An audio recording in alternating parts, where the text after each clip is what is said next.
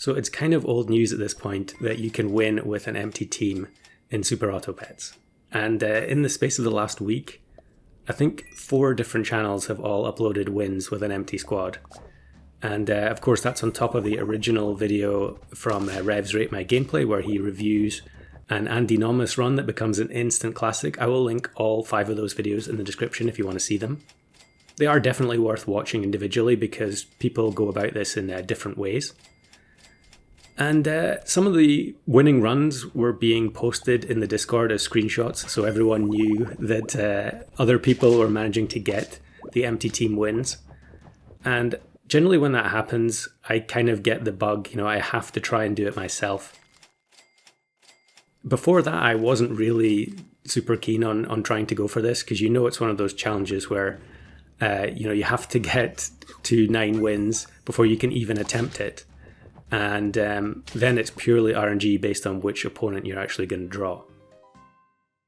So we're watching some of the fails in the background here, and there were quite a few of them. I think in that first run, I faced 2 Warg teams back to back, and because the Warg doesn't consume mana, that means that your Great One ends up getting sniped even if you wipe their whole squad. So here's a team where I would have had a chance, but unfortunately their one non-jump unit was a Phoenix. And so I end up losing to this 4 goat lineup. Here's another mana team, so although we can almost wipe their whole squad, the Kitsune does hang on by 1 HP. The mana snipes result in a draw. And then here's one that looks like I could win. I think I might have actually sent this to some people saying I could have won, but I wouldn't there because the Tatsulorm actually triggers even if it faints. In that particular game, I had 4 turns where I had the level 2 book, and then at the end, I finally ended up with one where I had only the level 1 book, and it gave me an almost beatable team. Sometimes it just feels like the game is toying with you. Now this one is kind of funny because the previous team was a massive scaling build where I had no chance, but on turn 19, it gives me this squad, and I would have won that if the Alchemedes didn't have Melon, which feels like it should be impossible to win with an empty team on turn 19. But yeah, there are still some teams out there where you could potentially win. So a lot of the time what I was doing was going for a level up team. I saw in a couple of other videos that people did Warg, or I think Collie did Minotaur.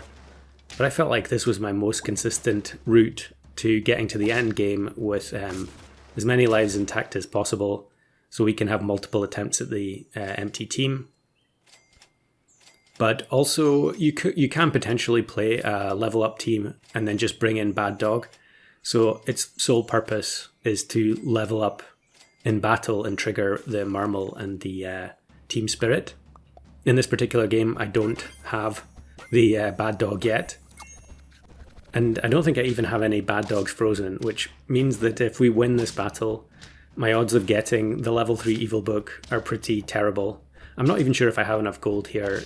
Sometimes you're better off not having as many level ups, but you have magic beans that have turned into golden eggs, so you can recover more gold on the final turn. We only have 1 chocolate frozen, and we do sell everything, so we have 22 gold, but that's not going to be enough to get a level 3 Evil Book.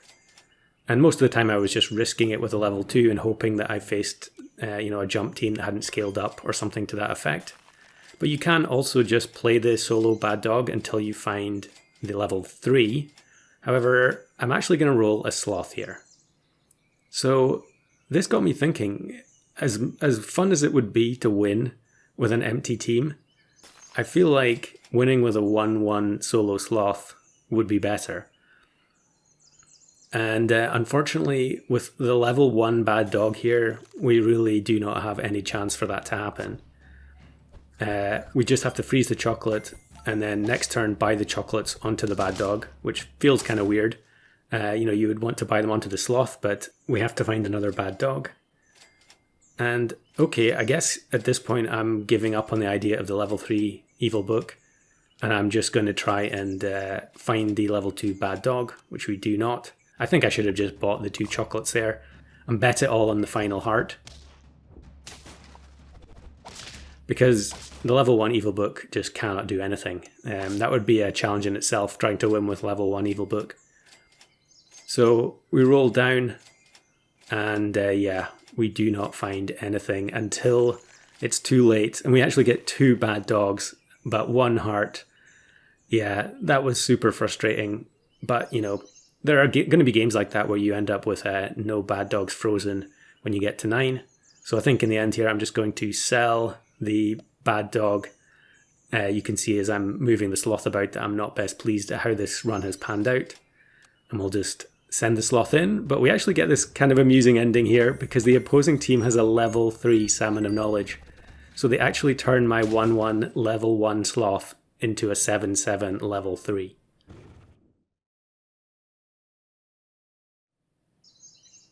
But you know I'm not going to let things end there.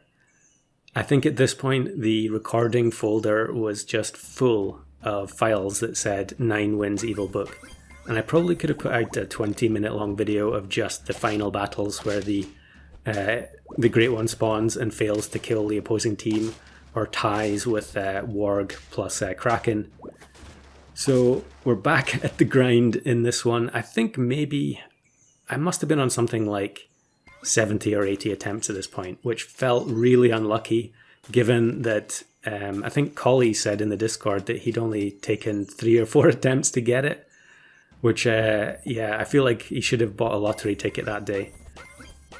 So we've got our level up team going again, and we are winning very quickly here. I've got both the Lucky Cat, Marmal, Ogopogo, you know, all the classic stuff, and we actually scrape a win by 2 HP. So now we get the chance for the very, very early evil book. Sell everything. We have 20 gold, so probably level 2 is the best we can do. And at this point, you can roll for the other chocolates and bad dogs. The odds are very unlikely there to actually find them. So I think I decide to just leave the bad dog in. And we roll down and find another chocolate. So next turn, I can actually go for the evil book. And it's actually a warg team anyway. So it would have been a tie no matter what. Now we can buy the chocolate. And at turn 12, the opposing teams on average are just going to be so much weaker in terms of total stats. So we just need to avoid summons and avoid mana. And it actually gives me this summon team. I guess it's summon with Nessie. So it ends up being a tie. But we have one more turn of evil book, and I'm just going to send it instead of rolling for more bad dogs. And it gives me a Minotaur team. But thankfully the Frogman hasn't had time to scale everything up. And actually I think that opponent is the exact same person in the final battle for Flame's empty team video. So yeah, like I said at the beginning, all of those runs from the other guys will be linked in the description. Please go check them out if you enjoy seeing great ones wipe entire squads.